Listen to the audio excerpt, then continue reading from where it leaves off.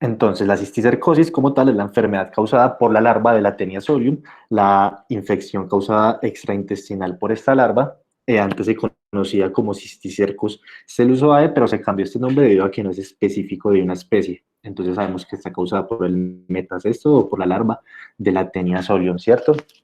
A lo largo de la historia se ha venido hablando de la relación de pronto de estos microorganismos y la relación que tienen con el cerdo. De hecho, si vamos a la historia y vamos a la Biblia, en Levítico, en el capítulo 11, del versículo del 1 al 8, ahí le cité la parte del versículo 8 que menciona algo del cerdo, y menciona que tienen pezuñas hundidas, más no rumía, y será inmundo, ¿cierto? De la carne de estos no comeréis, y esto hace referencia a enfermedades que se relacionaban en la antigüedad con el consumo del cerdo, como la triquinosis y la cisticercosis, que podrían causar los cuadros epilépticos. Ellos ya venían relacionando esto. Y por ende, muchas religiones, por ejemplo la judía y los islámicos, suelen atender esta restricción en cuanto a la dieta y en cuanto al consumo de este. Cuando vamos a ver su distribución a lo largo del globo, vemos que es endémico en muchas regiones, principalmente en América se encuentra en el centro y en el sur en la mayoría de los países, se encuentra principalmente en África, en la región subsahariana, en Asia, principalmente en el subcontinente indio, y es una enfermedad que se caracteriza por estar en lugares con poca salubridad y en lugares de bajos recursos, ¿cierto? Aquí con los mapas basados en la información geográfica, pues en el sistema de información geográfica, vamos a ver que en un estudio que se realizó en un lapso de tiempo entre el 2009 al 2013, aquí en Colombia vemos cómo las teniasis se van a distribuir principalmente en los departamentos de las tierras bajas orientales de Colombia, en el área sudoeste. Un momento coloco aquí el puntero. Entonces vemos cómo las teniasis se van a distribuir en esa parte, en esta parte del sureste del país, ¿cierto? En las tierras bajas orientales, y la neurocisticercosis va a estar mucho más vinculada eh, con los territorios costeros del norte y del Caribe, ¿cierto? Acá vemos en este lapso de tiempo, en el 2009 al 2013, que es uno de los estudios más pues, completos en cuanto a la epidemiología colombiana de estas enfermedades, vemos que, pues acá les digo que Antioquia, en este lapso de tiempo, fue el que más casos reportó, pero en cuanto a la acumulación de la incidencia a lo largo de estos 4 años, vemos como el departamento de Bolívar es el que más casos tiene, con 16.2 casos cada 100.000 habitantes, seguido Atlántico, después Nariño, Sucre y Antioquia, ¿cierto? Acá hay algo importante, pues, por la parte de Bolívar, que fue el que más casos registró de neurocisticercosis y de cisticercosis. Es importante debido a que Bolívar, pues su capital Cartagena, es conocida como el lugar insignia turístico de nuestro país, ¿cierto? Lo que habla de una frecuente exposición de los turistas y de los viajeros y la posibilidad que tienen, la alta posibilidad que tienen de infectarse de eso. Son conocidas pues durante este tiempo, 28 departamentos, en 28 departamentos el alto diagnóstico de estos.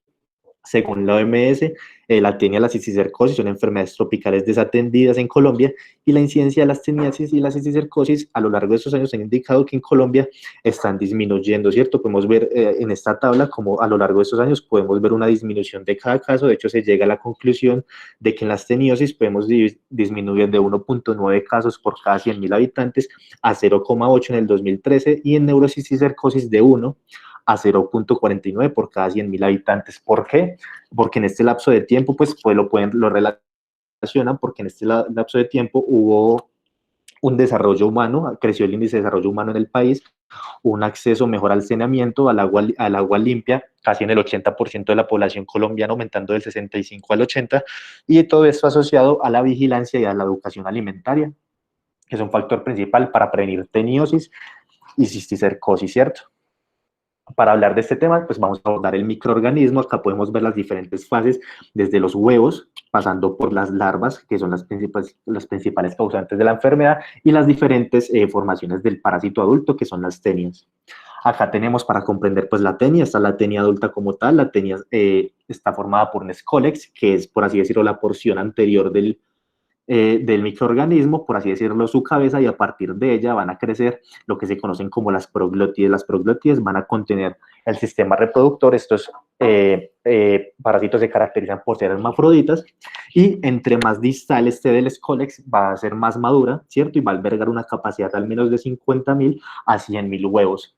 Es principal ver en el escólex los ganchos, los rostelos y las ventosas, que son estructuras importantes para la fijación y la adherencia del microorganismo a la pared intestinal. Y es importante conocer pues que de aquí empieza la formación como tal del microorganismo. Esta parte nos va a servir para relacionarlo mucho con el ciclo y con las imágenes, pues, las imágenes diagnósticas. Cuando hablamos del microorganismo causante de la neurocisticercosis y de la cisticercosis, vamos a ver que, pues como les dije, son las larvas y hay dos tipos de estas. El principal sería la forma vesicular, es la más común, y la racemosa sería la otra, ¿cierto? La vesicular es la más común, se caracterizan por ser quistes redondos que pueden ser también ovalados con un tamaño de 1 centímetro o medio centímetro de diámetro, principalmente de color blanco, transparente y con el excólex en su interior, que se encuentra invaginado. Aquí lo podemos ver, y es importante, cuenta con las 4 ventosas y 2 coronas de ganchos. La otra forma, que es menos común, es la racemosa.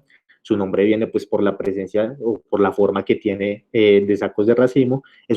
Tiene membranas delgadas y es pues de un tamaño mucho más grande. Este no tiene el escólex en su interior. Acá podemos ver también la forma racemosa. Y esa forma se da por el crecimiento que tiene dentro de las cavidades. Entonces, esta es verla mucho más común cuando hablamos de una infección del sistema nervioso. Es más común verla en el ventrículo, por lo que está en una cavidad, no tiene un límite de crecimiento y por eso crece de esta forma, ¿cierto? Su capacidad de crecimiento no se ve tan limitada, y por eso crece con membranas más delgadas, por lo que se vuelve más grande y más amorfa, ¿cierto? Rara vez la encontramos como tal en la masa encefálica, en el parénquima. Es importante cuando hablamos del ciclo, pues tener en cuenta dónde vamos a iniciar para sacar algunas conclusiones. Entonces, siempre que hablamos de cisticercosis, estamos relacionándolo con el cerdo, así como lo relacioné en el inicio, con la cita bíblica y con el consumo de esta carne. Entonces, podemos abordarlo desde ahí, ¿cierto? Acá les puse las imágenes de la carne con los cisticercos como tal que puede tener el cerdo en sus vísceras y en sus paredes musculares. Entonces, el ciclo va a ser el siguiente: el cerdo va a tener esto, el ser humano va a ir, lo va a consumir cuando de una forma cruda o una cocción muy baja, ¿cierto? Entonces, una vez nosotros hacemos este acto y consumimos esto, este, el cisticerco, una vez llega al intestino,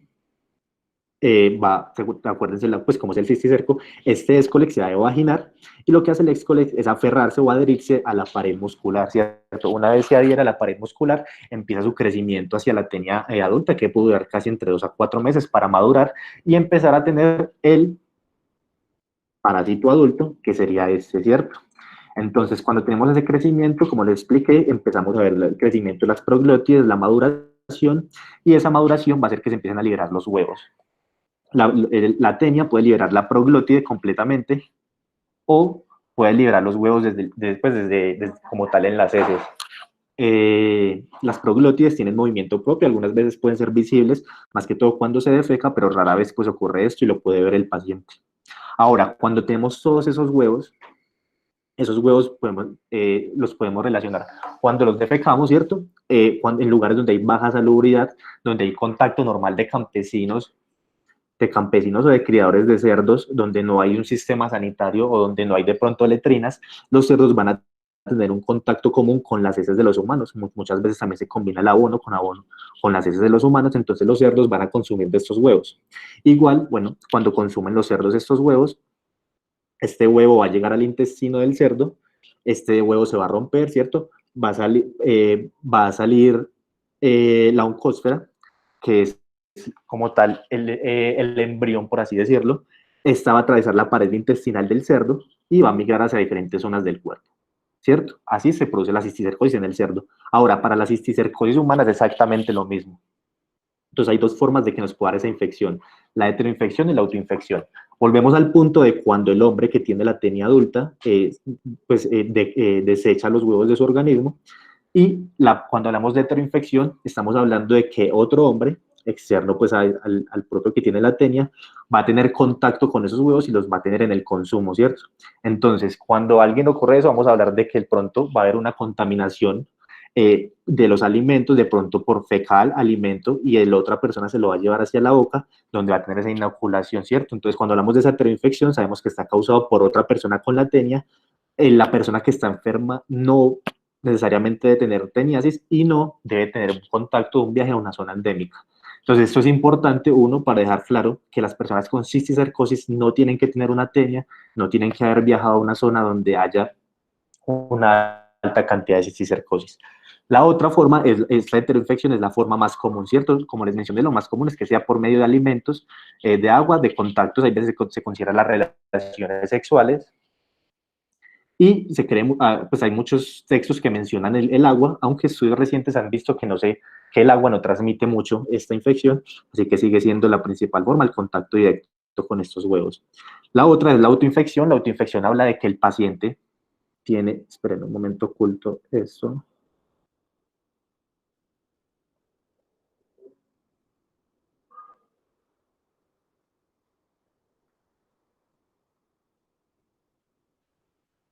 Listo, la autoinfección habla de que el paciente tiene la tenia y hay dos formas de autoinfección, una que es interna y la otra que es externa. La interna habla de que esas proglótides se van a regurgitar en vez de ser desechadas del cuerpo y se van a regurgitar hasta el estómago o hasta el intestino delgado, donde se van a romper, donde va a salir este embrión o esta oncósfera y va a atravesar la pared intestinal pues, del huésped y va a ir a los diferentes puntos de localización, ¿cierto? A través del sistema circulatorio.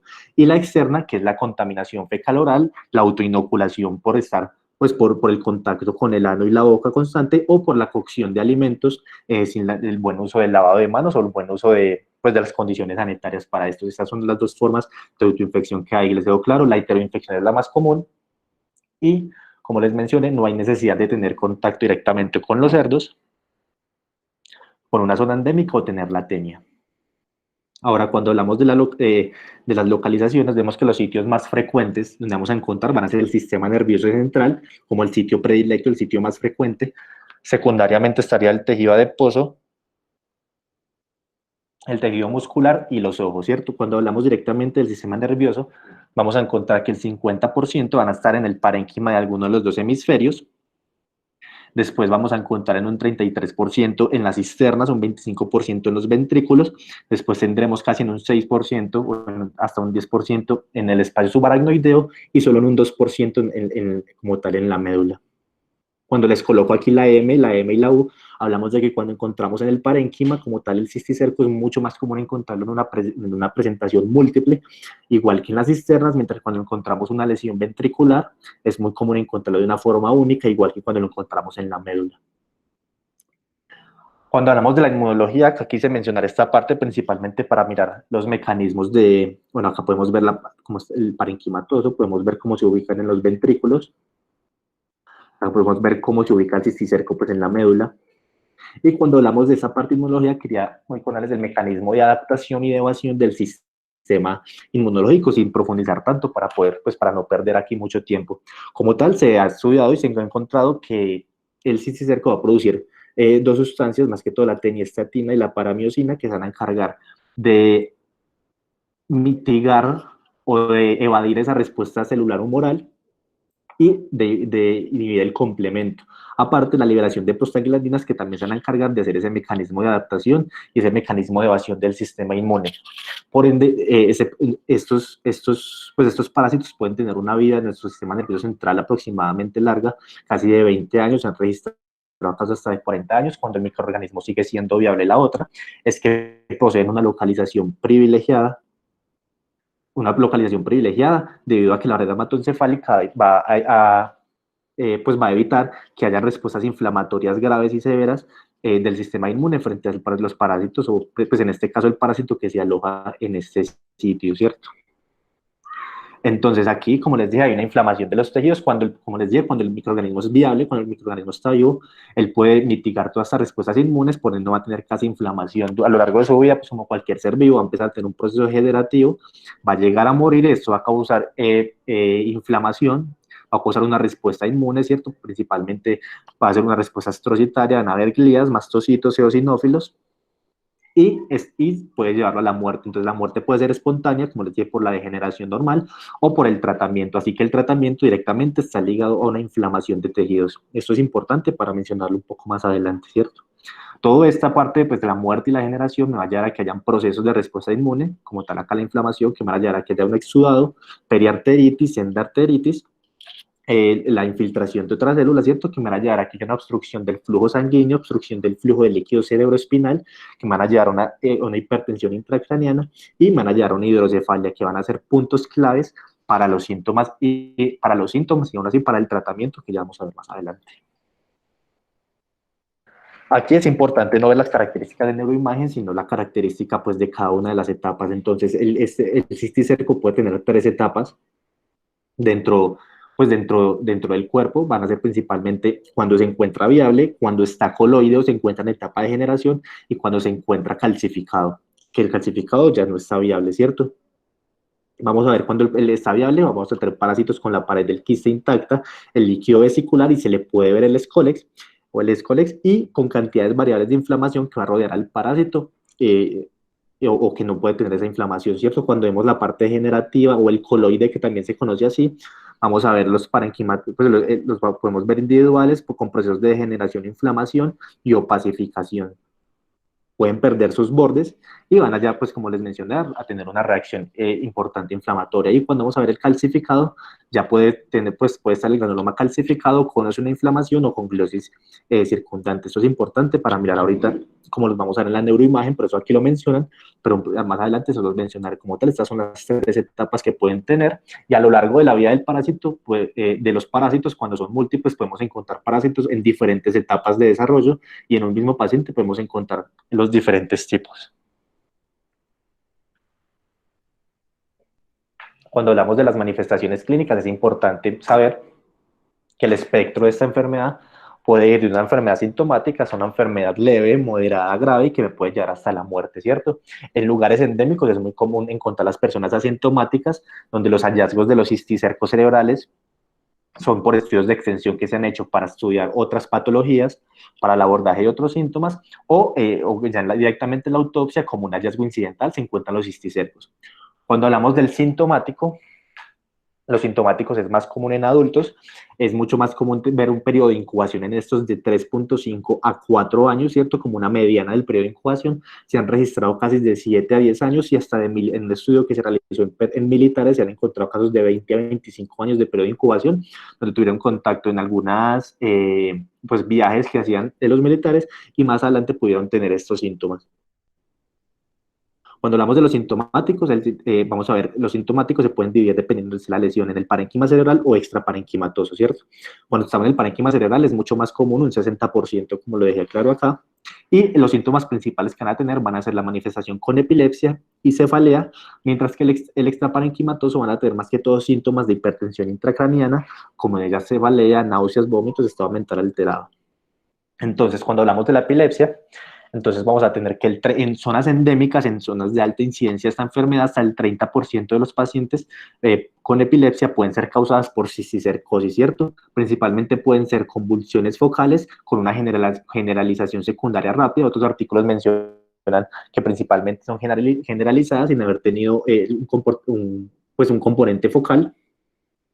Pues la epilepsia va a estar causada por inflamación local y la formación de las cicatrices glóticas reactivas por la respuesta inmunológica y puede verse más relacionada con las personas que tengan un umbral más bajo pues, un umbral más bajo para desarrollar el cuadro epiléptico, principalmente si han tenido traumatismos previos, si tienen enfermedades neurodegenerativas y tienen enfermedades ligadas a síndromes epilépticos. Pues después de un tratamiento es muy común ver que las personas tengan un cuadro de recurrencia, principalmente los que tienen las lesiones calcificadas, con una recurrencia del 35 al 50%. Es muy común que los pacientes no tengan fiebre, solo tengan este cuadro clínico, pero aquí cuando les hablo de encefalitis cisticercal, les menciono la fiebre. Entonces la encefalitis cisticercal se da más que todo cuando tenemos un alto número de parásitos en el cerebro, el sistema inmune desarrolla su respuesta al proceso inflamatorio y por ende estos pacientes se van a manifestar con un cuadro, con un estado de conciencia alterado y una característica principal es que pueden tener la fiebre. Ahí es cuando los casos de cisticercosis no pueden manifestar esta fiebre, ¿cierto? Que no sería lo más común. Esto es más común, esta encefalitis cistercal en mujeres jóvenes y en niños. Ahora, los déficits neurológicos focales se van a ver más ligados a presencias de quistes parenquimatosos, más que todo causados por efectos en masa y el edema periquístico. Cuando tenemos estas ubicaciones y también en la zona subaracnoidea vamos a tener una aracnoiditis. Esta aracnoiditis va a causar una oclusión y una inflamación de los vasos intracerebrales e intracraneales que me pueden llevar a un accidente cerebrovascular y a un atrapamiento de los nervios, principalmente el óptico, el oculomotor, el facial y el trigeminal, ¿cierto? Entonces, de las manifestaciones que podemos tener van a ser las parálisis de los músculos extraosculares, pérdida auditiva, parálisis del nervio facial y la neuralgia trigeminal, como pues manifestaciones de esto. De todas formas, los déficits neurológicos focales no son tan comunes en comparación con la epilepsia, que es la manifestación más común. Tenemos la cefalea hace parte puede estar relacionada tanto con la parte parenquimatosa como la extraparenquimatosa. Esta cefalea se caracteriza por aumentar con los esfuerzos, no responde a analgésicos en los casos avanzados, presenta los síntomas de hipertensión intracraniana y se relaciona con quistes en los vestrículos en las cisternas o con múltiples quistes parenquimatosos. Entonces, cuando abordamos la hipertensión intracraniana, sabemos que los síntomas que podemos abordar a estos pacientes van a ser las náuseas, los vómitos en el examen físico, el papiledema, que tengan diplopia y pérdida de la agudeza visual, que se da más que todo por atrofia óptica o por la compresión del quiasma, por el aumento de presión, ¿cierto? Podemos ver la obstrucción, pues esto está causado por la obstrucción del flujo de líquido cerebroespinal y también puede estar ligado al síndrome de Bronce. El síndrome de Bronce se caracteriza por una oclusión, pues es más común cuando tenemos el cuarto ventrículo, uno de estos quistes en el cuarto ventrículo, y por los movimientos cefálicos podemos ver una oclusión súbita o aguda del flujo de líquido cerebroespinal que nos puede llevar a síntomas como vértigo, cefalea, pérdida del conocimiento y la muerte. Como les dije, depende de la posición en que el paciente pueda tener la cabeza, puede tener los cambios de sintomatología y en caso de que sea severo puede llevarlo a la muerte. Y tenemos el síndrome psicótico que también puede estar relacionado. Otro síndrome también es el síndrome meningio, más que todos los quistes adheridos a la pía madre en el espacio subaracnoideo se caracteriza por tener los mismos síntomas y el patrón clínico de una meningitis aséptica. Y si vemos el componente del líquido cerebroespinal, vamos a ver una hipoglucorraquia, aumento de las proteínas y alta carga de eosinófilos en el líquido cerebroespinal. Como el parásito es capaz de mitigar toda la respuesta inmune, es normal que la mayoría de pacientes no tengan eosinófilos elevados en sangre, por lo que no sería por lo que buscar no sería algo diagnóstico como tal de la cisticercosis. Tenemos otros síndromes que serían el medular, el cerebeloso, el hipotalámico, el parkinsonismo y la demencia, que también pueden verse relacionados, aunque no con la misma frecuencia que la epilepsia y que los síntomas de hipertensión intracraneana. Cuando hablamos de cisticercosis, ¿cierto? El segundo y el tercer punto más común de la ubicación de este parásito van a ser la subcutánea, y la muscular y la oftalmocisticercosis. Entonces, cuando hablamos de eso, cuando hablamos de la subcutánea muscular, lo más común es que las personas sean asintomáticas, que la imagenología tenga calcificaciones en forma de cigarro, que puedan verse ellos nódulos subcutáneos que puedan tener un tamaño de 0,5 a 2 centímetros. Esos nódulos van a ser blandos, no van a doler, no van a ser inflamatorios, aunque dependiendo del número de ellos y dependiendo del patrón inmunológico del paciente pueden tener una reacción, y si hay un número avanzado de ellos con una respuesta inmune óptima, podemos tener una miopatía aguda que se puede estar relacionada con hipertrofia muscular, pues en estos casos, ¿cierto? La otra es la oftalmocisticercosis. Es muy común encontrar el parásito en el ojo. Algo que acá tenemos que dejar claro para el tratamiento es que siempre antes de iniciar cualquier tratamiento tenemos que hacer fundoscopia para buscar que no se encuentre uno de estos aquí. La fundoscopia tiene una ubicación más que todo, pues principalmente subretiniana, pero también se encuentran en la cámara anterior, se encuentran en la conjuntiva. Las lesiones son mucho más graves cuando muere el cisticerco, como les dije y como ya les he mencionado mucho, el cisticerco media toda la respuesta inmune. Si el cisticerco muere, no puede hacer esto, por lo que va a haber una reacción inmunológica contra este, que puede causar corioretinitis, puede causar vasculitis y desprendimiento de la retina y puede llevar al paciente a una ceguera. Síntomas normales antes de que del que el cisticerco muera van a ser dolor, fotofobia, pérdida de la agudeza visual, pero normalmente los pacientes pueden estar asintomáticos. En el caso de que nosotros hagamos la fundoscopia y encontremos así, pues es de sospechar, se debe sospechar como tal la cisticercosis, pero si encontramos de pronto un microorganismo que no se ve bien, un poco más aplanado, es importante tener en cuenta un diagnóstico diferencial que es la strongyloidiasis. La angiostrongiloidiasis es otro parásito que está ligado al caracol africano, que por ejemplo en nuestra ciudad lo han encontrado en barrios como La Sultana, en el Alta Suiza, y también se caracteriza por esta presencia en el fondo de ojo. Ahora, para el diagnóstico, vamos a establecerlo a bases de manifestaciones clínicas, como ya los mencionamos, los dos síntomas más importantes o los dos patrones clínicos más importantes van a ser las convulsiones y los síntomas de hipertensión intracraneana. Vamos a ver la exposición epidemiológica y por exposición no vamos a hablar de que el paciente haya tenido viajes o tenga pues, viajes hacia zonas endémicas o principalmente que el paciente haya comido cerdo. Esa exposición la vamos a enfocar hacia el acceso de agua segura, hacia medidas de saneamiento, hacia condiciones de saneamiento alimentario, hacia tenido contacto, pues si ha tenido contacto con personas que han sido diagnosticadas de teniasis o con síntomas de tenias adultas, que suelen ser raros, pues pueden dar pocos síntomas, pero si los ha tenido contacto con niños y si ha tenido contacto con personas que iban en las zonas rurales y que sean criadores de cerdo. Y la otra sería la imagenológica. Las dos principales imágenes que vamos a ver serían la TAC y la resonancia magnética. Acá mencionamos la parte serológica, pero es importante conocer que para hacer el diagnóstico necesitamos principalmente de esas tres porciones, ¿cierto? La serológica es muy importante, pero en caso de que tengamos manifestaciones clínicas y imágenes que sean concordantes con cisticercosis, no es necesario esperar, las pruebas serológicas para poder empezar con el tratamiento. Es importante siempre que tengamos estos pacientes evaluar acerca de otros síntomas, evaluar acerca de fiebre, de sudores nocturnos, pérdida de peso, adenopatía regional, que son síntomas que se pueden relacionar con cuadros clínicos que van a llevar a los mismos síntomas de convulsiones y de síntomas de hipertensión intracraniana, como tuberculosis y malignidades. Por el lado de las imágenes, las principales imágenes van a ser la tomografía extracomputarizada, la resonancia magnética. Cada una me sirve para mirar hallazgos diferentes. Entonces, en la tomografía vamos a utilizar más que todo para ver calcificaciones, lesiones en ojos y en órbitas. Y en la resonancia magnética nos sirve mucho para ver las estenosis, el edema perilesional, las lesiones pequeñas, lesiones posteriores y ubicaciones subaracnoideas y ventriculares, debido a que para la TAC el quiste que vamos a ver es isodenso al líquido cerebroespinal. Entonces no vamos a tener mucho que ver en la TAC cuando esas lesiones son ventriculares, ¿cierto? Entonces recordemos las tres formas que podemos encontrar a los parásitos. Vamos a encontrar las lesiones quísticas o viables, las lesiones intensificadas o degeneración y las calcificaciones, ¿cierto? Cuando vamos a hablar de los quistes viables, vamos a ver que son lesiones hipodensas, redondas, que no son potenciadoras, no generan inflamación pericística, son pequeñas, pueden medir de 5 a 20 milímetros de diámetro. Como les mencioné, no muestran ningún edema periquístico, no mejoran con el contraste. Con preferencia, se los voy a mencionar primero de una forma muy sencilla. Cuando estemos viendo un quiste viable, podemos ver este centro negro y en el centro un punto blanco normal, un poco más brillante, ¿cierto? Entonces, esto va a hacer referencia al Scolex, que se caracteriza por ser iso o hiperdenso con respecto a la masa encefálica. Entonces, esto habla del quiste viable. Si encontramos este Scolex puede ser patognomónico de la enfermedad, más que todo si encontramos un número variado de ellos, puede ser preciso para diagnosticar la cisticercosis. Acá podemos ver las otras lesiones de patrones viables, vemos cómo está el Scolex asomado en ese fondo oscuro, sería entonces la principal para tenerlo rápidamente en la cabeza, vemos la bola negra, vemos el punto blanco adentro, ¿cierto? Esa sería la principal zona, pues la principal manifestación de esos quistes viables.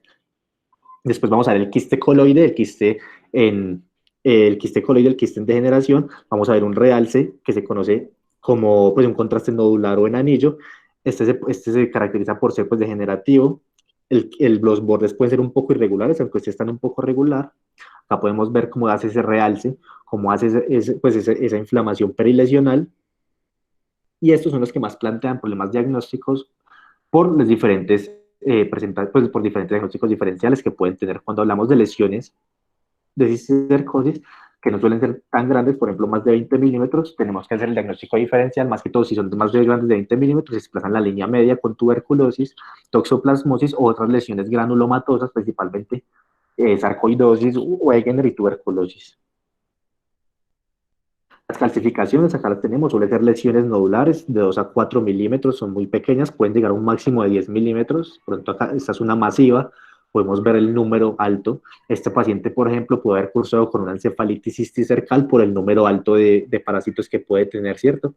Vemos estos nódulos hiperdensos, no son potenciadores, aunque algunas veces puede aparecer la inflamación relacionada a periquística, y no se suelen ver los escolex tampoco, aunque cuando utilizamos resonancias magnéticas con otro patrón de captación de imagen, podemos ver el escolex dentro de este, aunque no es algo típico.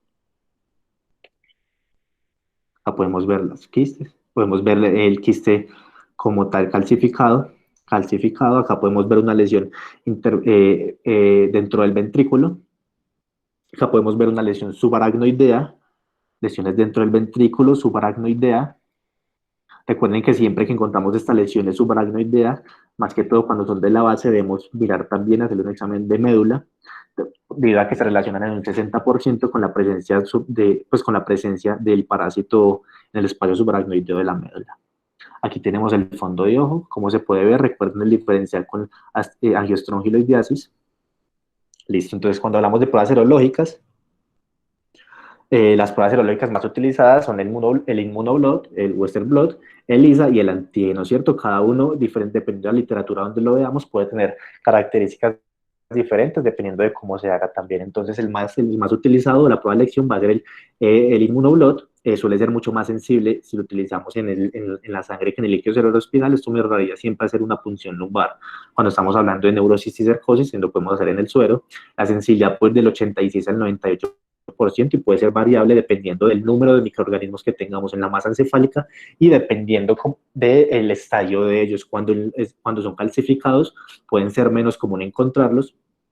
Lo bueno es que no tienen reacción cruzada, se han encontrado, si no estoy mal en este momento, casi 62, 63 antígenos relacionados con los cisticercosis, pero para estas tiras reactivas que utiliza el inmunoglobulina se utilizan 7, y la mayoría de pacientes pueden tener positivo entre 6 y 7 de estas tiras positivas, ¿cierto? Ellos no tienen reacción cruzada, el resto de los antígenos tienen reacción cruzada con otros elementos, hasta con equinococo, pero los que se utilizan en este no tienen la reacción cruzada.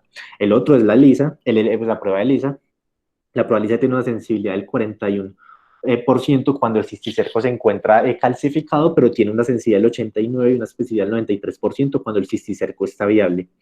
El problema es que genera reacción cruzada con otro tipo de helmintiosis y no lo consideran, en muchas revisiones, no lo consideran como un buen elemento para el diagnóstico. Uno que consideran muy bueno, aunque otras bibliografías no lo recomiendan, es mucho, es el antígeno, la prueba de antígeno. La prueba de antígeno se puede hacer en el líquido cerebroespinal, en la sangre y en la orina. Este no está muy disponible, no se encuentra en la mayoría de laboratorios, pero lo bueno es que me habla de una cisticercosis activa. Me habla del resto, pues el Western Blot y la ELISA no me están hablando de una cisticercosis activa o no me están hablando como tal del componente y la relación con la gravedad de este. En algunos lugares donde hay epidemia, donde son endémicos, perdón, se encuentra el Western Blot, también se puede realizar en saliva. Ahora, cuando vamos a abordar este tema, cuando vamos a abordar el enfoque del paciente y vamos a llevarlo hacia un tratamiento, podemos ver que debemos hacerle algunas pruebas a los pacientes antes de realizar los mismos. Como el tratamiento tiene un componente con corticosteroides, debemos hacer la prueba pruebas para tuberculosis latente, debemos hacer detección de Strongyloides stercolaris, que recuerden que es un parásito intestinal que entra por la piel. Pues recomiendan hacerlo con el coproligio, con la prueba de Berman, o anticuerpos, o directamente hacer una profilaxis con ivermectina antes de empezar el tratamiento farmacológico para los corticosteroides. Y como les mencioné, siempre se debe hacer fundoscopia para evitar hacer un tratamiento, destruir un cisticerco que se encuentre en el ojo y comprometer la visión de ese paz permanente del paciente. Ahora, el enfoque del tratamiento se lo quise resumir de una manera muy sencilla y con esto retomamos la forma de manifestaciones clínicas, ¿cierto? Cuando el cisticerco se encuentra en el parénquima, la principal manifestación son las epilepsias. Cuando se encuentra fuera del parénquima es la hidrocefalia y los síntomas de hipertensión intracraneal. Entonces, si vemos que un paciente tiene síntomas de hipertensión intracraniana y tiene hidrocefalia, no vamos a dar tratamiento antiparasitario. El tratamiento de elección van a ser los corticosteroides, más que todo si está causada esa hidrocefalia y esa hipertensión por una encefalitis cisticercal, y el abordaje quirúrgico cuando ya tenemos como tal pues el diagnóstico, el abordaje quirúrgico debe ser la derivación o debe ser cómo se va a sacar el parásito, si va a ser pues una cirugía leve, una cirugía menor, una cirugía mayor. ¿Por qué no damos tratamiento antiparasitario? Recuerden, como les dije, el cisticerco esté vivo o esté calcificado, pues va a tener una evasión del sistema inmune o va a estar aislado del sistema inmune, ¿cierto? Dependiendo de cómo esté. En caso de que nosotros demos el tratamiento parasitario, que principalmente es con albendazol o praziquantel, vamos a lesionar, vamos a causarle la muerte al parásito o vamos pues a dañar el granuloma que lo rodea, lo que hará que haya una liberación de antígenos, que haya una respuesta inmune que me pueda aumentar la inflamación, me pueda aumentar la hipertensión intracraniana y me pueda llevar a una causa, pues a algo con más problemas o con más mortalidad, que sería de pronto una herniación, por así decirlo. Ahora, dependiendo, pues ya cuando hemos descartado los síntomas de hidrocefalia, podemos tener, dependiendo de la cantidad de cisticercos que hayan en el cerebro, cómo vamos a hacer el tratamiento. Entonces, cuando te encontramos solo uno o dos cisticercos parenquimatosos, bueno, acá hago una pausa para decirles cada vez que tengan la imagen, si es posible, se deben hacer las dos, se deben hacer la tomografía axial para mirar el componente parenquimatoso y los cisticercos calcificados y debemos hacerle la resonancia para poder enfocar si tiene cisticercos en zonas donde la TAC no los puede ver, como en el ventrículo, como les expliqué, ¿cierto? Entonces, si vemos que tiene solo uno o dos cisticercos, se puede hacer una monoterapia con albendazol a una dosis de 10 a 15 miligramos kilogramos día. Es importante cuando damos la terapia con albendazol estar pendiente de las enzimas hepáticas y estar pendiente de las reacciones adversas que pueda tenerlas, principalmente las gastrointestinales. Y se debe preparar a los pacientes porque cuando empezamos la terapia con albendazol o pues, con el antiparasitario puede aumentar como tal las convulsiones debido a que es un agente epileptogénico y es un agente que por causar la lesión del parásito aumenta la inflamación, puede disminuir ese umbral epiléptico y puede llevar a los síntomas, ¿cierto? La dosis se da 2 veces al día en 10 a 14 días. Cuando contamos más de 2 cisticercos, se daría albendazol 15 miligramos kilogramo día, praziquantel 50 miligramos kilogramo día, pues dividido en 3 veces al día, también por 10 a 14 días. Entonces, acompañado pues a este tratamiento vamos a dar la terapia con corticosteroides, vamos a dar prednisona 1 miligramo kilogramo día o dexametasona 0.1 miligramo kilogramo día. Es importante iniciarlo 1 a 2 días antes del inicio de la terapia antihelmíntica, durante la terapia antihelmíntica e ir desescalando este mismo después de terminar la terapia antiparasitaria. ¿Para qué? Para disminuir la inflamación que puede cursar y también para disminuir los síntomas epileptogénicos. Acompañado de esto siempre vamos a dar el tratamiento antiepiléptico apropiado relacionado para el paciente. Entonces ya sabemos si tiene síntomas de hidrocefalia que no está tratada aún y edema cerebral difuso, no vamos a dar el tratamiento antiparasitario, empezamos con corticosteroides y después le vamos a añadir pues la terapia antihelmíntica. Si es un niño, podemos ajustar la dosis al peso del niño de los antiparasitarios. Importante es si la mujer está en embarazo. Entonces, si una mujer está en embarazo, pues tenemos varios problemas. Uno, el uso de los antihelmínticos y el otro, el uso de los anticonvulsivantes. Lo bueno de los anticonvulsivantes es que son un poco más amplios para poder escoger un anticonvulsivante que no tenga teratogenicidad, ¿cierto? Pero el problema de los antiparasitarios es que por si tienen alta tasa son teratogénicos, entonces, ¿qué se puede hacer? Podemos iniciar el tratamiento antiepiléptico con fármacos que se puedan dar durante el embarazo, vamos a mirar, pues a controlar los síntomas si tiene hidrocefalia, podemos darle los corticosteroides para disminuir la inflamación, para disminuir el umbral, para aumentar el umbral epiléptico, y podemos aplazar la terapia antihelmíntica hasta después del embarazo, cuando ya tenga el hijo, después la podemos hacer. Como tal, el tratamiento antihelmíntico no es una prioridad, por ende se puede aplazar, ¿cierto? Pues cuando lo podemos hacer inmediatamente lo hacemos, pero en estos casos es importante aplazarlo. Listo, por ahí terminamos cisticercosis. ¿Cuánto llevamos? Ese pues era el parásito un poco más largo, la charla no la queremos hacer tan extensa, entonces sigamos. Esquistosomiasis, este es un poco, este lo vamos a hacer un poco más corto. Esquistosomiasis, listo. Esquistosomiasis uno suele escucharlo mucho, aunque no está muy pues no está muy relacionado normalmente con el término de ellos, ¿cierto? Son muy conocidos. Es una enfermedad causada por las especies de esquistosoma y aproximadamente en el mundo se cree que hay 230 millones de personas que se encuentran infectadas por este y que sufren de este a diario. Antes se llamaba bilharzia, entonces que yo le decía Bilsaria, por Theodore Bilsars, que fue el que encontró el patógeno en 1852, ¿cierto? Tenemos tres principales especies alrededor del globo, que son los causantes de la esquistosomiasis. Tenemos el esquistosoma hematobium, el esquistosoma manzoni y el esquistosoma japonicum. Es importante saber que cada uno de ellos depende ambientalmente de un hospedador obligatorio. O sea, que me hago entender, o sea, la distribución de cada microorganismo en el globo va a estar directamente relacionada con la distribución de su hospedador, ¿cierto? Esos hospedadores son caracoles, que son la Bionfalaria, perdón, bulinos, y este que es un caracol anfibio, que es la Oncomelania. Pues para términos de hacerlo un poco más rápido de la práctica, los vamos a denominar caracoles. Entonces, estos caracoles van a estar en diferentes partes. Pues como lo podemos ver aquí, es muy común encontrarlos en la África subsahariana, encontrar directamente la oncomelania en la parte este del continente asiático, y vemos que es principalmente una enfermedad que azota el continente africano y el continente asiático. Pero vemos que en América hay presencia de uno de ellos, ¿cierto? Que es el esquistosoma manzoni. El esquistosoma manzoni se conoce mucho en regiones como Venezuela, Brasil, se conoce mucho no es en la Guyana, en islas como Santa Lucía, Puerto Rico, República Dominicana, aunque se ha dicho que aquí ha disminuido ya su presentación debido a que se ha disminuido el bulinus, que es el caracol relacionado con este, ¿cierto? Entonces aquí vamos a ver un poco de la epidemiología y del curso de la enfermedad. Vamos a ver que es mucho más común. La mayor prevalencia la prevalencia, perdón, va a ser en jóvenes y adolescentes, y después aquí, como vemos, se va a ver una reducción aproximada de la edad. Esto se cree que es debido ya a que, a que nuestro organismo, a lo largo de la exposición constante, a lo largo de los años pues con el microorganismo, pues aprende, se me fue la paloma. Bueno, entonces vamos a ver que los adolescentes jóvenes y los jóvenes son los más relacionados con esto, ¿cierto? Tanto para el hematobius como para el manzoni. Vamos a ver que las características principales para adquirir este microorganismo van a ser vivir en áreas rurales que tengan contacto con aguas dulces, aguas estancadas, aguas de río. Es importante que estén en altitudes menores a 1800 metros, debido a que el proceso durante el hospedador intermediario necesita una temperatura óptima para poder tener el desarrollo. Las principales actividades relacionadas con la infección o la exposición van a ser bañarse, solo bañarse, además bañarse en agua dulce, lavar ropa, lavar carros y pescar, ¿cierto?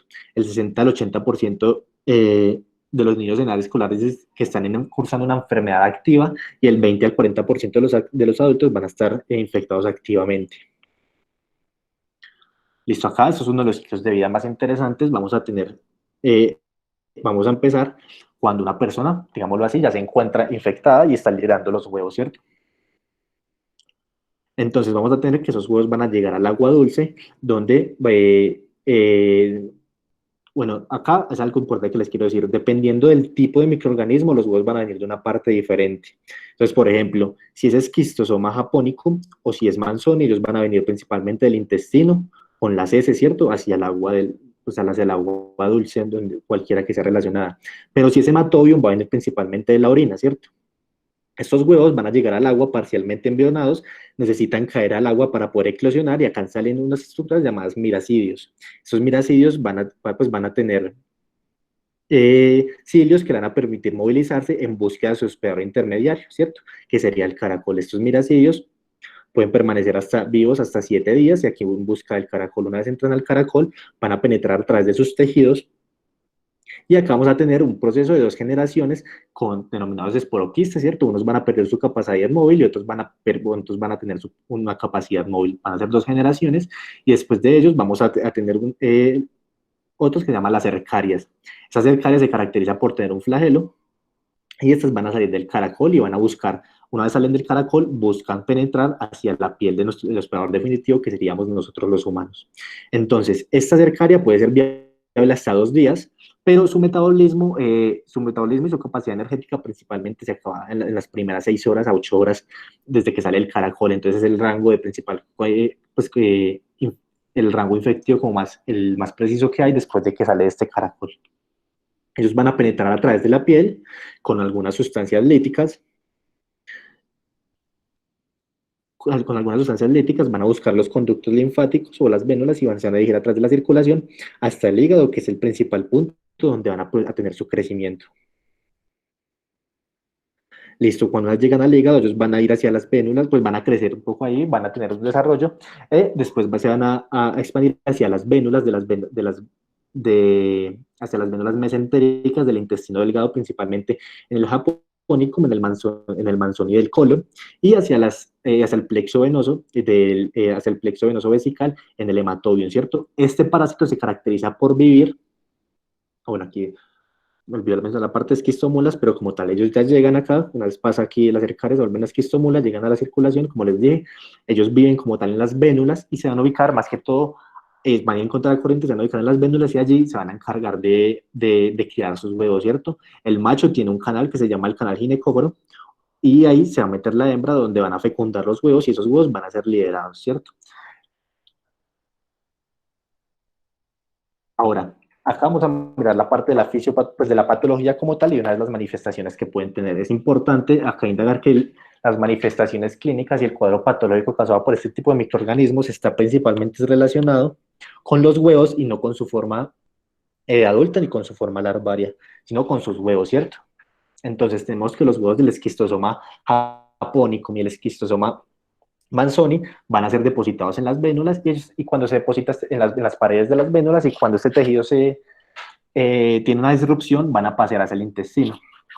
Una vez pasan el intestino, pues quedan en la pared y pueden tener respuestas inflamatorias, más que todo mediadas por respuesta inflamatoria TH2, que va a llevar a esa respuesta inflamatoria que va a considerar el primer cuadro clínico, que sería el síndrome de Katayama. Entonces, el síndrome de Katayama se da más que todo en personas que no viven en áreas endémicas, porque se caracteriza pues por ser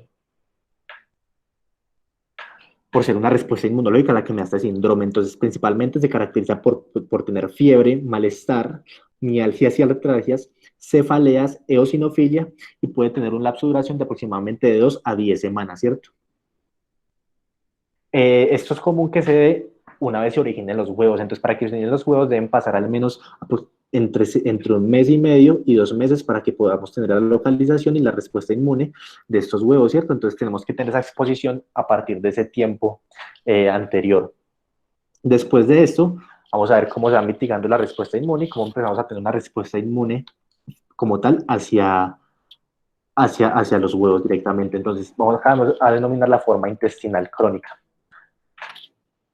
Entonces, la forma intestinal crónica se caracteriza por tener esa respuesta inmune, por generar granulomas en la pared intestinal y se va a caracterizar por tener dolor abdominal, diarrea, sangrado rectal, hiperplasia mucosa aislada y pólipos y pseudopoliposis que se pueden encontrar ahí. Es normal que los pacientes que puedan tener estos síntomas empiecen a mitigar eso y empiecen a desaparecer a lo largo, pues a lo largo del tiempo. Pero hay pacientes que pueden tener fallas en esa inmunoregulación y esa fibrosis se puede empezar a extender en el intestino y puede llegar hasta la fibrosis periportal o el síndrome de Sime o el síndrome de Seimer, ¿cierto? Que se caracteriza por esa fibrosis periportal.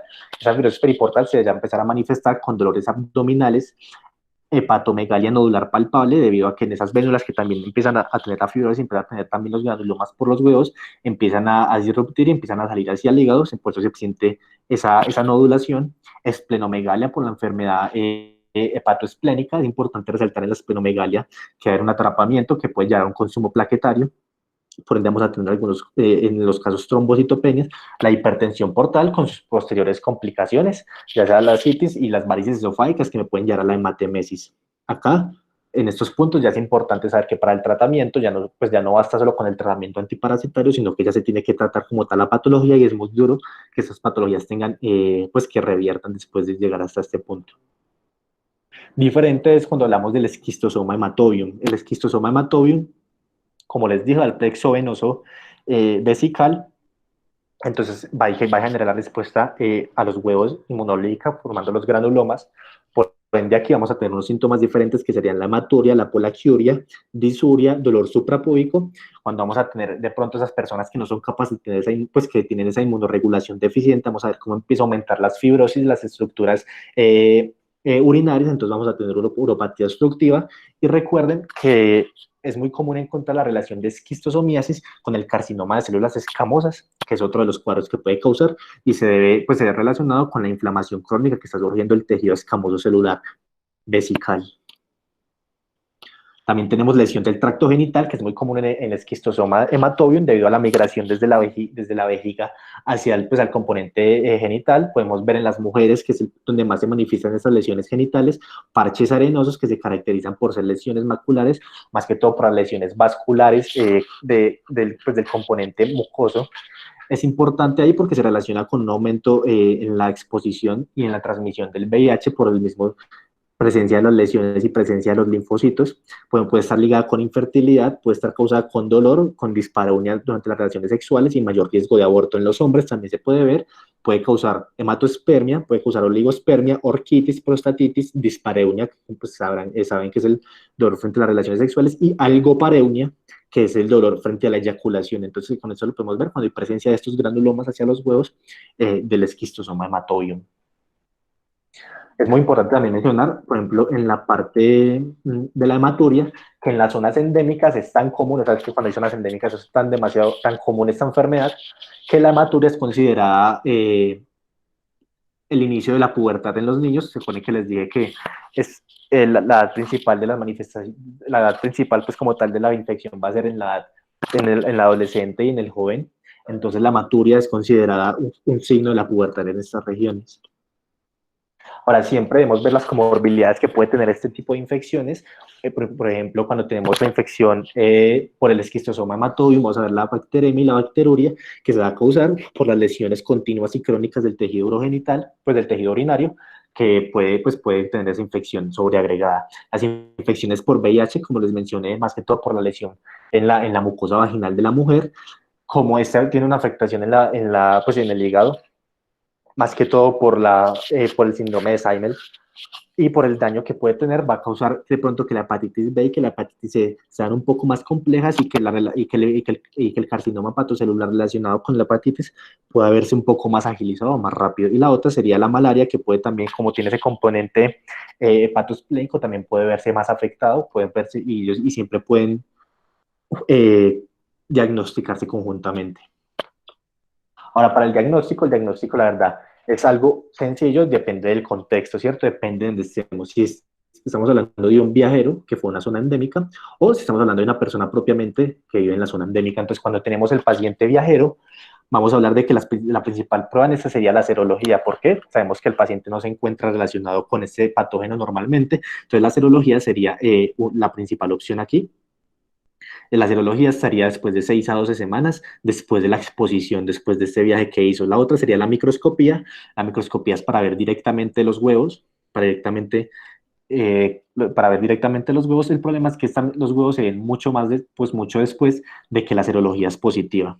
Ahora, cuando hablamos de una zona endémica, estamos hablando de que la serología pasa a tomar un segundo plano debido a que la mayoría de pacientes están relacionados con el contacto con la infección crónica por ese microorganismo, pero es bueno hacerle la serología debido a que si tenemos que la serología es negativa, nos habla de que el paciente no ha tenido el contacto y no ha tenido la infección. La microscopía a los pacientes de zona endémica sería el mejor método diagnóstico que hay, aunque cuando la infección es leve o es asintomática va a tener una baja sensibilidad debido a que él mira directamente la carga parasitaria y la carga de los huevos como tal, dependiendo de la carga, de la cantidad de huevos que veamos por cada gramo de heces, vamos a ver cómo está la carga parasitaria, dependiendo si son mayores a 10, si son mayores a 30, podemos decir que son de 10 a 400, mayores de 400, podemos decir que son altas. En la orina también se puede ver la microscopía cuando hablamos de esquistosoma hematobium y vemos que se necesita al menos una muestra de 10 mililitros de orina para poder verla bien. Entonces sabemos cuando es viajero, la principal sería la serología, cuando estamos en zona endémica, la principal es la microscopía.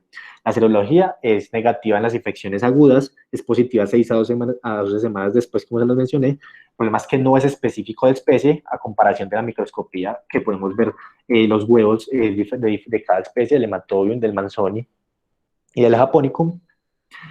Y lo bueno es que descartar la infección en zona endémica si es negativo, ¿cierto? También tenemos pruebas de antígeno y PCR, pero siempre se han dado con fines investigativos científicos, no son muy comunes encontrarlos en los centros normales, tienen una alta sensibilidad Y lo bueno es que pues, sirven para controlar demasiado el tratamiento, ya que después del tratamiento, después de los 5 a 10 primeros días del tratamiento, van a aparecer ya negativos, ¿cierto? Lo que me habla de una buena, de un buen tratamiento y de una reducción de la carga parasitaria.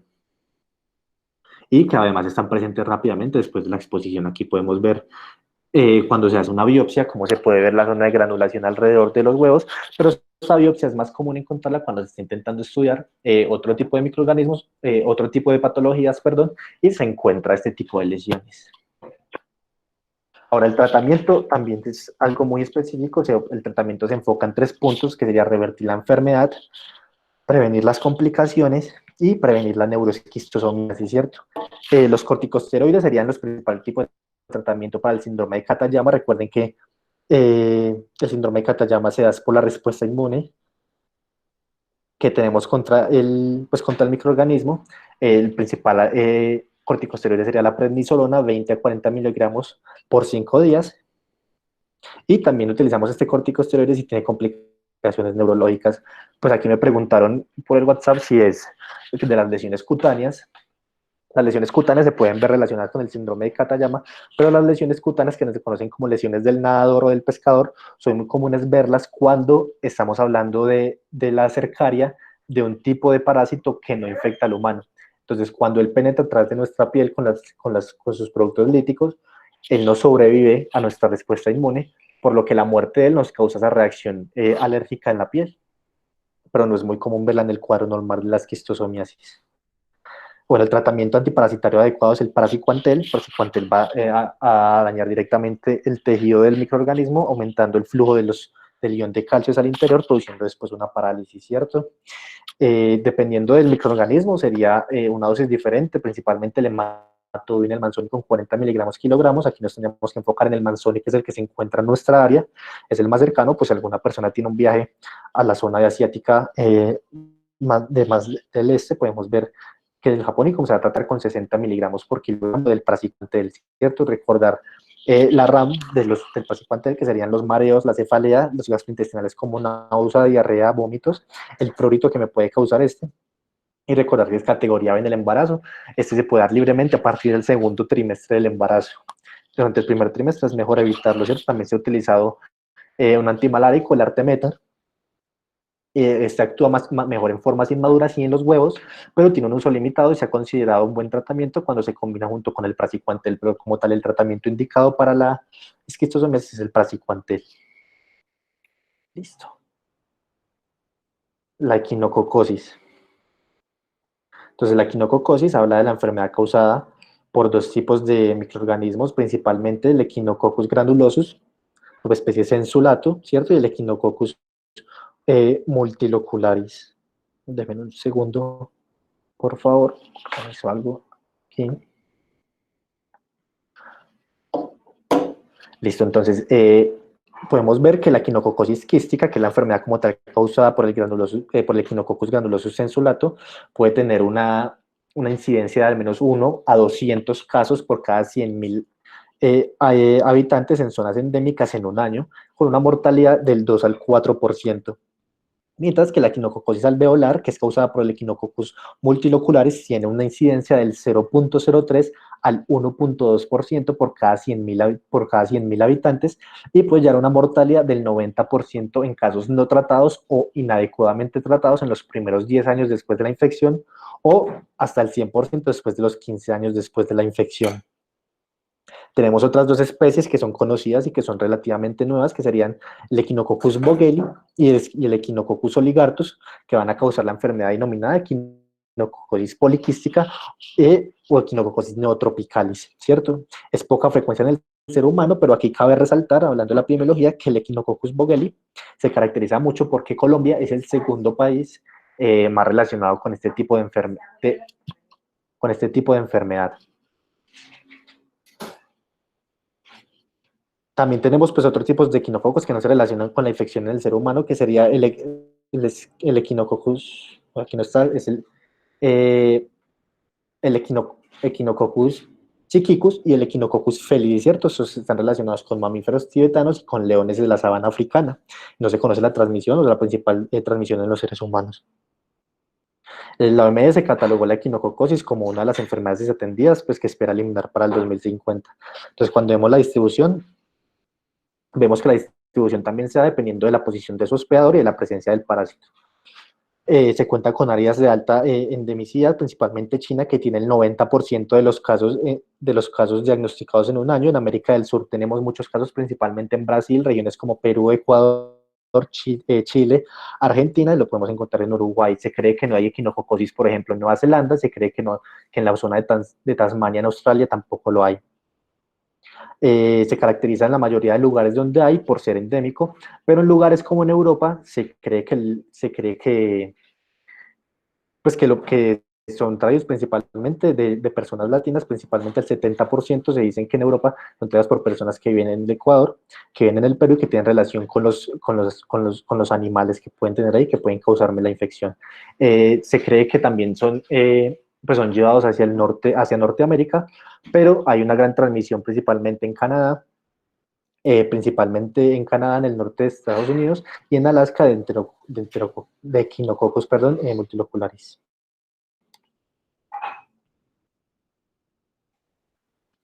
Bueno, cuando hay Botero, creo que el que mencionaba, que según un estudio que se realizó aquí pues en el Perú, en los Andes peruanos, encontraron una prevalencia de Echinococcus granulosus en el ser humano del 9.3%, el 46% en los caninos y el 3.2% en las ovejas. El hospedador definitivo van a ser los caninos para el Echinococcus granulosus, y el hospedador intermedio van a ser las ovejas, pero también van a estar los caballos, las vacas, los toros, los ciervos y otro tipo de ganado.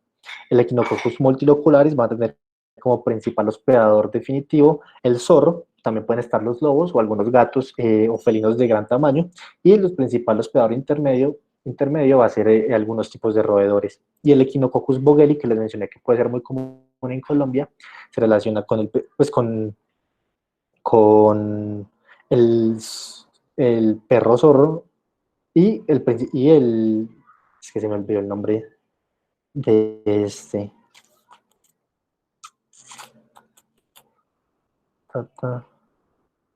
Esto es muy común en la zona sur de Colombia, en la zona sur, en las partes de la Amazonía también. De hecho, dice que es muy rica y se han hecho estudios sobre esta que dice que el 30% para tener presencia de quistes y datídicos. Tienen que estoy buscando el nombre, Coniculus paca. Estas son las pacas, ¿cierto? Las pacas son el principal hospedador intermediario del Echinococcus vogeli, y el perro zorro o el zorro guacho va a ser el hospedador definitivo. Entonces, cuando vamos a ver del ciclo de vida, el ciclo se caracteriza por ser muy similar al del cisticerco, principalmente en la relación con el otro mamífero, comparación del ser humano. Entonces, cuando el mamífero, cuando por ejemplo el perro, hablando del Echinococcus granulosus, consume el huevito, perdón, cuando el Echinococcus granulosus consume de la carne que tiene como tal el quiste hidatídico de alguno de los animales intermediarios, ya sea un cerdo, sea un camello, sea una oveja, va a tener este quiste hidatídico va a tener unos protococeles que van a sacar el escolex en su intestino, y va a hacer lo mismo la adherencia en la pared intestinal, y va a empezar su crecimiento. Este microorganismo se caracteriza por tener, pues es más corto que un cisticerco y por tener al menos segmentos de 6 a 8 proglótides, ¿cierto? Usted va a tener su crecimiento en el interior del canino, siendo aquí el ejemplo, y el canino va a empezar a defecar los huevos que causa este microorganismo, ¿cierto? Estos huevos van a estar en contacto con el pasto y con las tierras de las que se van a alimentar los animales herbívoros pues que se alimentan de esto, y así es cuando ese huevito va a salir del huevo, cuando llega al intestino de ellos, sale la oncósfera, y la oncósfera se encarga de hacer lo mismo, penetra la pared intestinal, busca la circulación portal y llega principalmente al hígado, como vemos aquí, al hígado del hospedador intermediario y al hígado del ser humano. Principalmente se van a ubicar en el lóbulo derecho del hígado, principalmente pues por la necesidad metabólica que tiene el lóbulo derecho del hígado, en comparación del lóbulo izquierdo del hígado.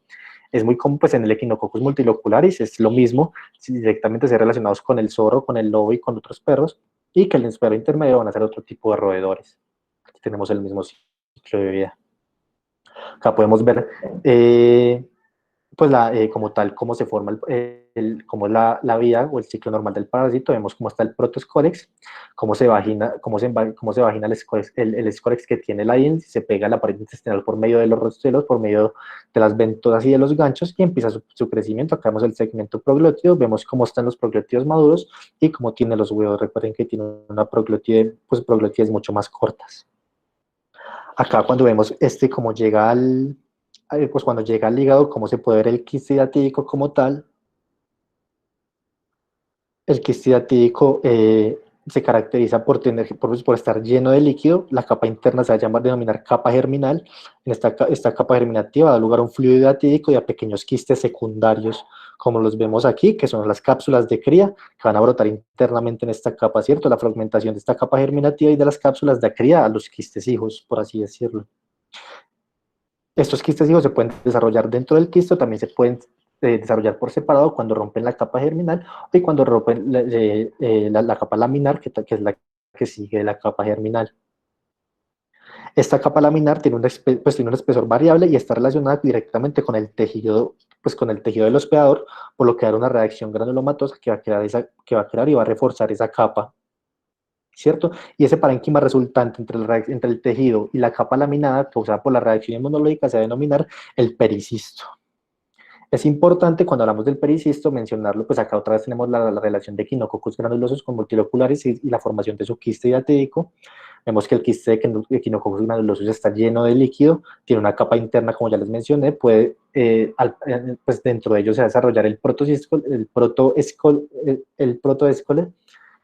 dentro de esa como tal del quiste hijo, que es el que cuando consumen las personas, o cuando consumen, perdón, los animales, de los animales que tienen el quiste diatético, son los que van a causar el crecimiento del parásito dentro del intestino. Tiene la membrana laminada externa, que es el periciste, y este periciste, como les mencioné, es importante porque evita el crecimiento expansivo de, del, que puede tener que puede tener este microorganismo, a comparación del Echinococcus multilocularis. Perdón, aquí quería llegar, de pronto me perdí un momento. Este puede tener una infección más grave en humanos. El tejido de este metacesto se va a comportar como una neoplasia maligna porque va a invadir y va a destruir el tejido que se extendía más allá de los bordes de los órganos y de estructuras adyacentes, ya sea pues directamente por la invasión o por vía hematógena o linfática, ¿cierto? Esas lesiones van a estar compuestas por muchos quistes irregulares que se caracterizan por no tener una demarcación del tejido orgánico, por ser mixtos y sólidos, ¿cierto? No tienen una membrana limitante, no tienen el periquiste, por ende, ellos pueden tener fácil pues esa propagación hacia las otras estructuras. Y van a tener centros necróticos y van a poder estar calcificados al menos en un 70%. Cuando abordamos las manifestaciones clínicas que puede causar el equinococos granulosos, pueden ser en periodos de tiempo asintomáticos, de hecho pueden tener periodos latentes máximos de hasta 50 años, por ende los pacientes, los niños, no van a ser personas que puedan tener muchos de estos síntomas, aunque sí los pueden tener. Como les mencioné, la fase inicial es asintomática y el 50% de los diagnósticos de equinococosis que se realiza van a ser en personas asintomáticas. La clínica depende del sitio y del tamaño que puedan tener estos y el efecto en masa, y va a estar dado por el efecto en masa, la obstrucción del flujo sanguíneo, del flujo de los canales biliares y de la ruptura y las sobreinfecciones que puedan llegar a tener. Aumenta un diámetro de 1.5 centímetros por año, pero se cree que aumentan desde que los primeros 10 años ni siquiera tienen un crecimiento mayor a 1 centímetro, y a partir de ellos puede crecer hasta 3 centímetros, pero se considera el 5 centímetros como el máximo que puede crecer. Y los síntomas, bueno, y lo principal es que van a tener una afectación de un solo órgano del 85 al 90% en el granuloso, en comparación a los multiloculares, que puede tener mucho más afectación de los otros órganos, como lo mencioné anteriormente, ¿cierto? Como les dije, el lóbulo derecho del hígado, cuando hablamos de las manifestaciones hepáticas, son las más comunes. Invade más que todo el lóbulo derecho en un 60, un 85% por la misma necesidad metabólica que tiene este lóbulo, ¿cierto? Acá podemos ver que el quiste puede tener dolor por su ubicación, dice que más que todo cuando aumentan un 70, cuando el quiste supera un tamaño del 70-80% del órgano al que invade, puede tener la principal, pues ahí es cuando aumentan las manifestaciones clínicas, se va a caracterizar por dolor en el cuadrante superior derecho, por tener hiporexia, náuseas, vómitos. Este quiste puede romperse en el árbol biliar y puede producir cólico biliar, ictericia obstructiva, puede tener colangitis, pancreatitis, ¿cierto? Puede ejercer un efecto de presión y obstruir conductos biliares, la vena porta, las venas hepáticas, la vena cava inferior, producir colestasis, puede producir hipertensión portal y el síndrome del Butcher, que es la trombosis de las venas suprahepáticas. También puede haber una sobreinfección, este absceso de este quiste, perdón, que me causaría un absceso hepático piógeno, Y pues este quiste puede romperse en el peritoneo causando peritonitis o también puede causar, pues como lo menciono aquí, una ruptura transdiafragmática que puede llevar a causar una diateosis pulmonar o una fístula bronquial. ¿Cierto? En el pulmón se ve afectado en el 60%, principalmente se ve afectado el pulmón derecho, más que todos los lóbulos inferiores, en un 50 o un 60%. Los síntomas más importantes van a ser la tos, que pueden presentarse en un 53%, el dolor en el pecho casi en un 50%, la disnea se puede ver en un 10 a un 70% dependiendo de la ubicación del quiste, del tamaño del mismo, y la hemoptisis se puede ver al menos en un 10%. Hay síntomas más frecuentes, menos frecuentes, como son el malestar general y las deformaciones torácicas. Recuerden que la fístula bronquial se produce mucho más por la ruptura del quiste hacia la transdiafragmáticamente desde el hígado. Puede tener una infección bacteriana secundaria, más que todo en pacientes mayores o en pacientes con enfermedades pulmonares crónicas de base. Y pues tener una infección bacteriana va a causar como tal la evolución normal de la enfermedad, la puede agravarse y puede verse como un absceso pulmonar en las imágenes. Otros sitios donde se puede presentar este quiste diático con menos frecuencia van a ser el cerebro, el corazón y el riñón. En el cerebro puede causar síntomas de hipertensión intracraneana, epilepsia y parálisis. En el corazón va a producir ruptura mecánica o taponamiento pericárdico. Y en el riñón, hematuria, dolor lumbar y glomerulonefritis relacionado con el depósito de inmunoglobulinas. Y se han registrado casos de amiloidosis secundarias a equinococosis. Otro órgano que se puede ver muy comprometido es el vaso. Es importante cuando hablamos del cuadro clínico, algo que hemos hablado mucho pues en las reuniones del semillero cuando abordamos este tema, es que cualquier tipo de ruptura que tenga el quiste, o así sea causada por un trauma externo que me dañe el quiste, va a tener una respuesta inmune. O sea, cuando tenemos el quiste, estos antígenos se encuentran aislados del entorno inmunitario del paciente, entonces cuando hay ruptura de esto se liberan los antígenos que me pueden causar un shock anafiláctico por la respuesta principalmente TH2 y por la interleuquina 5. También puede tener pues, síntomas como fiebre, la urticaria y la eosinofilia periférica, que es una de las principales hallazgos que podemos encontrar de, este paciente, pues, de estos pacientes. Cuando hablamos de Echinococcus multilocularis, podemos ver que la principio pues, también se caracterizan por ser asintomáticos, van a tener enfermedad extrahepática común, pero no primaria, sino por la propagación que tiene a través de, pues ya sea directamente o por las vías linfáticas o sanguíneas, ¿cierto? Pero primariamente rara. Dice que cuando tenemos pacientes con enfermedad por VIH o trasplante se va a acelerar la enfermedad. Sin tratamiento, más del 90% mueren en 10 años y al 100% pueden estar falleciendo hacia los 15 años después de la infección. Y la eosinofilia y las reacciones alérgicas son pocos frecuentes a comparación del Echinococcus granulosus, entonces el shock anafiláctico no se relaciona mucho, ¿cierto? La enfermedad multiorgánica se ve en un 13%. Recuerden que el Echinococcus multilocularis, como les mencioné, puede tener el patrón de una enfermedad maligna y relacionarse principalmente con un hepatocarcinoma, tener los mismos síntomas, el mismo cuadro, y se pueden ver hallazgos en las imágenes muy similares. Los síntomas que pues, se puede presentar cuando es sintomático va a ser malestar general, pérdida de peso, como les coloqué, igual a un carcinoma hepatocelular, dolor en el cuadrante superior derecho, hepatomegalia, ictericia colestática, hipertensión portal con el síndrome de Buchari, y dependiendo de la localización de la enfermedad secundaria, podemos tener diferentes síntomas. Entonces, cuando hablamos del diagnóstico de Echinococcus granulosus, hablamos de que la ecografía es uno de los principales hallazgos, pues los principales exámenes que se puede hacer con una sensibilidad del 90 al 95% y puede clasificarlos en activos, transitorios o inactivos, que sea según la clasificación CL, CE1, CE2, CE3, CE4 y CE5 que da la OMS para el diagnóstico y clasificación de la equinococosis. ¿Cierto? Entonces acá hablamos de cuando vemos el panel CL, pues, se va a caracterizar por ser lesiones quísticas uniloculares con un contenido anecoico uniforme, y la pared del quiste vemos que no es claramente visible en comparación con el tejido hepático donde se pueda tener, ¿cierto? Vemos que en el panel C1 vamos a tener un quiste unilocular, pero vamos a ver las paredes bien delimitadas, las lesiones van a ser redondas, también pueden ser ovaladas, y el quiste puede presentar ecos finos, debido al desplazamiento de las cápsulas de cría, que no sé, pues que, por ejemplo, en esta zona no se pueden ver. Bueno, de pronto aquí se puede ver debido al desplazamiento de las cápsulas, pues de las crías como tal. En el panel C2 podemos ver los quistes multivesiculares, multiseptados.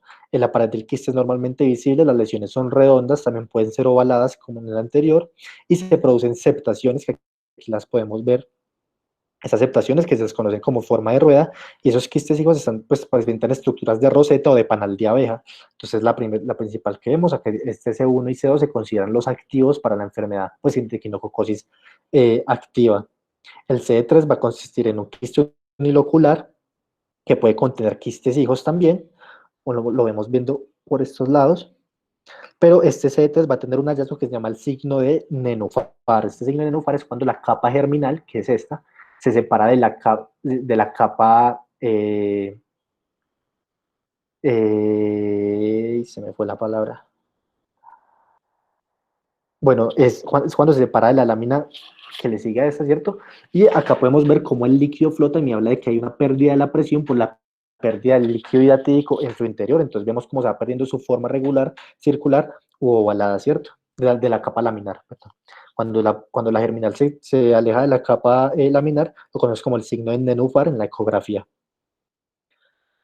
El CD4 se caracteriza porque no hay quistes hijos presentes y porque se conoce con el signo de bola de lana, ¿cierto? Que es indicativo de membranas ya degeneradas, membranas que no se pueden ver, se pierde el contorno del borde irregular respecto respecto al tejido hepático donde se encuentra el quiste, y se pueden encontrar calcificaciones internas, ¿cierto? Entonces se considera inactivo, igual que el CD5, que este ya pues, se caracteriza por una pared totalmente calcificada o muy bien calcificada, y que, pues y que carece de estructuras hijas.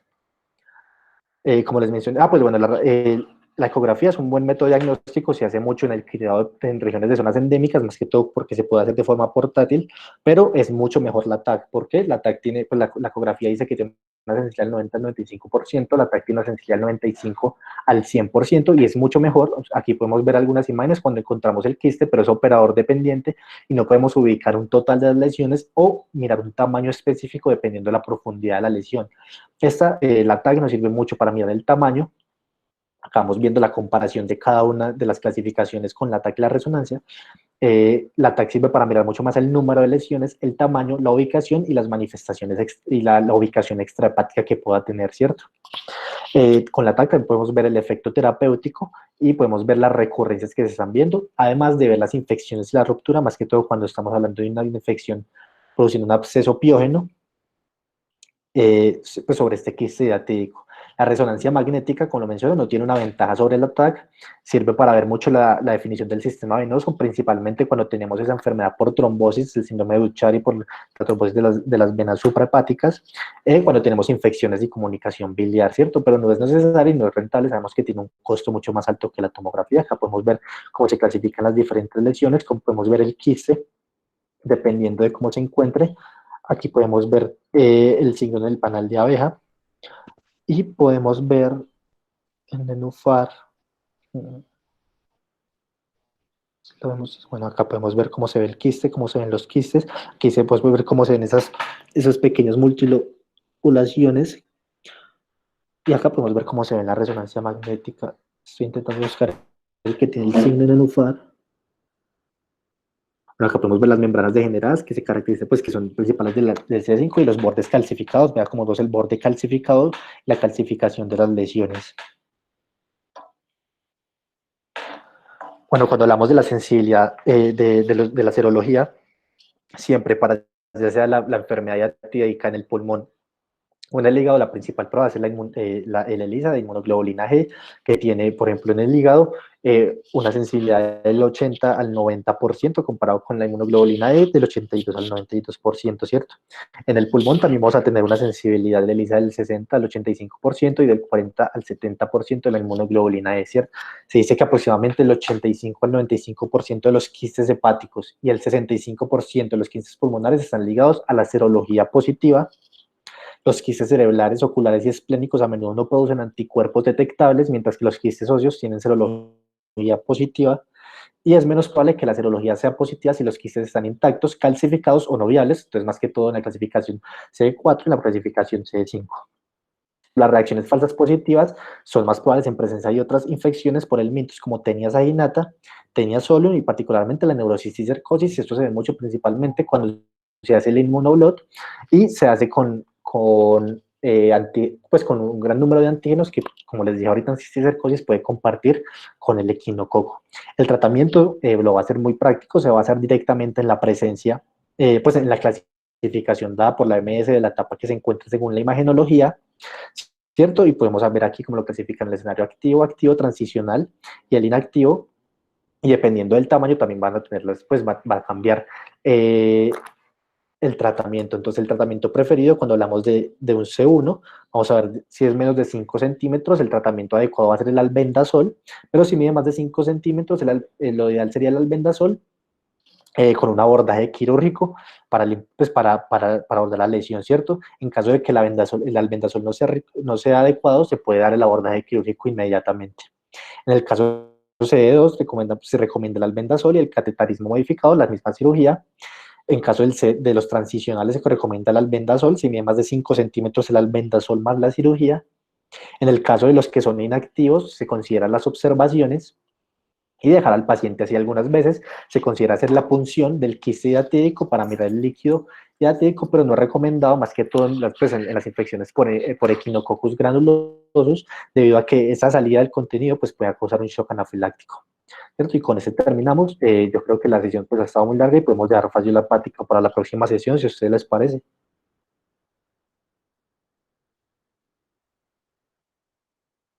Hola. Listo, Andrés, muchas gracias por la charla, estuvo muy buena y también muchas gracias a todos los asistentes del día de hoy. Por el momento no tengo preguntas. Sin embargo, pues si tienen alguna pregunta pueden comentarla a través de los comentarios o pueden activar su Yo micrófono. una pregunta. Decirla. Em, Hágale, mono. Respecto a la esquistosomiasis, Sí. cuando produce carcinoma de células transicionales, ¿qué alternativas terapéuticas hay? Bueno, pues o sea, como les dije, cuando hacemos el tratamiento antiparasitario, eso es más que todo pues pues cierto, para terminar con la infección. Cuando ya se trata de esas complicaciones crónicas, se tiene que hacer el tratamiento directamente dirigido a la patología. Entonces, cuando hablamos por ejemplo, de la fibrosis portal, tiene que ser el tratamiento dirigido a la hipertensión portal, y en la vejiga se puede hacer, se me escapa el nombre, cuando le meten ese láser y le hacen como tal extraen o le dañan el láser, pues esa zona escamosa, o se puede sacar la parte vesical y hacer una reconstrucción con la zona, pues con una parte intestinal, que eso lo ve en cirugía, pero es más común hacerlo con el láser pues si no hay compromiso más allá de la pared vesical normal. Pues no sé si puedo Una de responder. las alternativas que se utilizan en Estados Unidos para que la tengan en cuenta y sobre todo en África es que cuando es carcinoma in situ hacen instilación directa de BCG y hay casos de tuberculosis diseminada y de tuberculosis, pues adrenalitis tuberculosa por instilación de BCG para que lo tengan en cuenta. Listo. Muchas gracias, mono. Si alguno tiene otra Buena pregunta, revisión. Muchas gracias, Andrés. no, yo. Muchas gracias a todos por la asistencia y es que les vaya muy bien.